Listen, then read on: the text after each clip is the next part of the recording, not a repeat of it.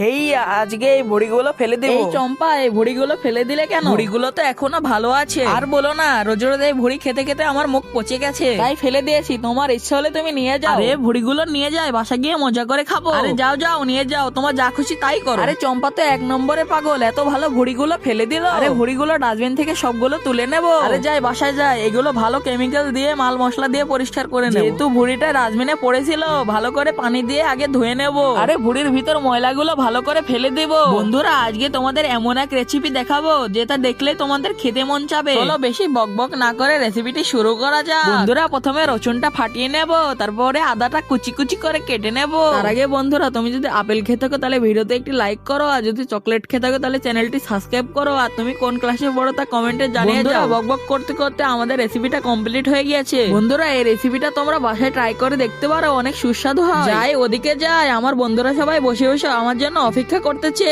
এই ঝুমা আর রাজু তোমাদের জন্য মজার রেসিপি নিয়ে চলে এসেছি। তাকিয়ে না থেকে তাড়াতাড়ি খেয়ে নাও, কেমন মজা এসে দেখো। ওয়াও, অনেক মজা হয়েছে।